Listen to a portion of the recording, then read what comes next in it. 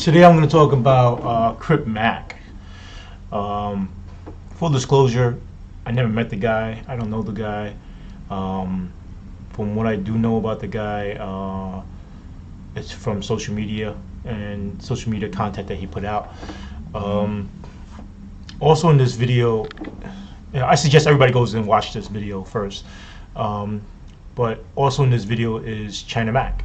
Now China Mac, I do um, somewhat know. Like, I met him before, I spoke to him, we did rallies before, we did Stop Asian Hate.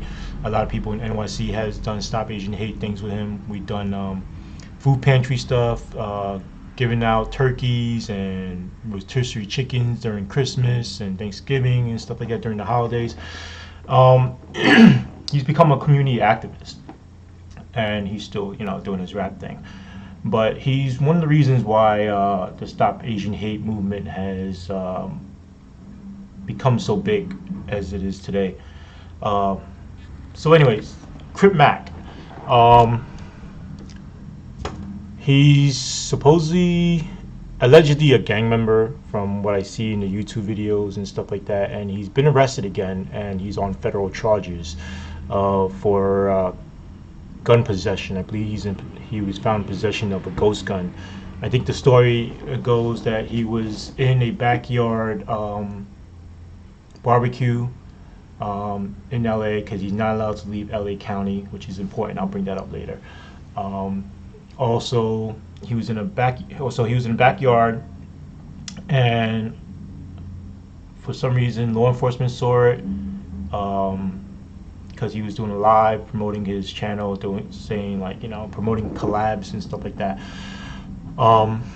They showed up, ran into the backyard, searched him, and they found possession of a gun. Now, some people may say, hey, that's illegal, they can't run up into a backyard like that, they need a warrant, all this other stuff.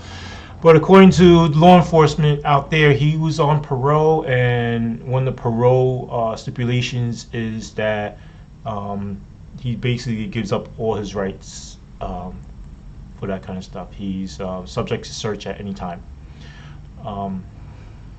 which means no privacy.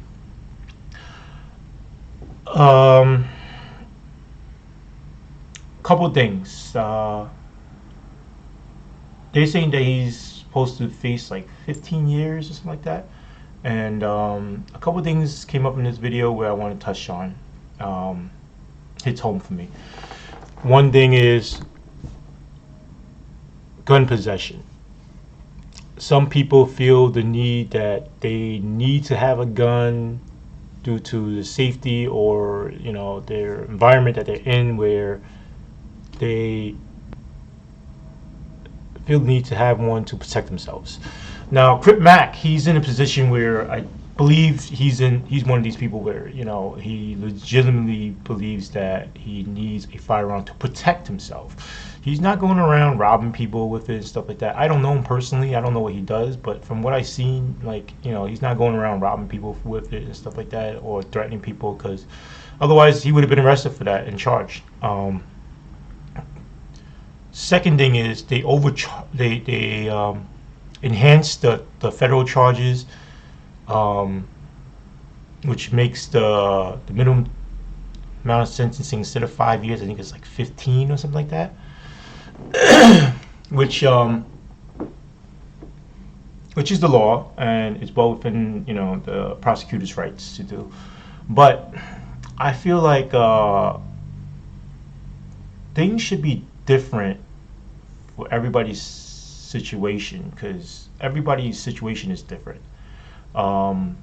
This person obviously did not grow up with the benefits of living in a good neighborhood and having an education system and all this other stuff, like other benefits that other people had when they grew up, or have when they grow up.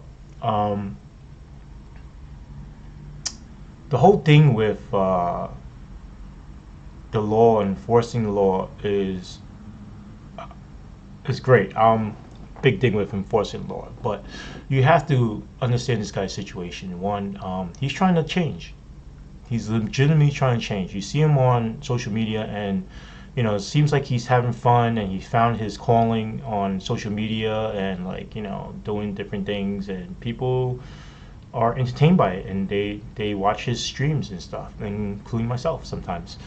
Um, the second thing is, I believe China Mac mentioned that he asked his parole officer once if he could bring him to New York to do an episode or film a show in New York, and parole officer denied him, and they said no.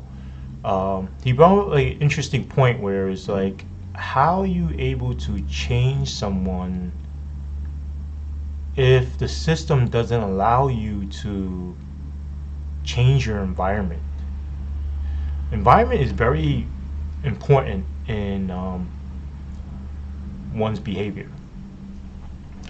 So I believe that they should have gave him a chance and them travel and experience other places and other environments, and then this way he could open his eyes and be like, hey, look, there's more to it than just the hood, right? Um, Policing in the hood is different than it is policing in higher class neighborhoods. It's stricter. It's more strict. It's more aggressive because officer. You have to understand, officers are faced with more danger in these neighborhoods, um, but the officers that they have enforcing these neighborhoods, they should have people who understand the dynamics of that neighborhood and understand the culture of the neighborhood, and all understand that people want to get out of that neighborhood. They want to get out of that situation. Nobody wants to live in the hood. Nobody wants to live in a ghetto. Um, People are always trying to like struggle out of the ghetto. It's just the American dream, right?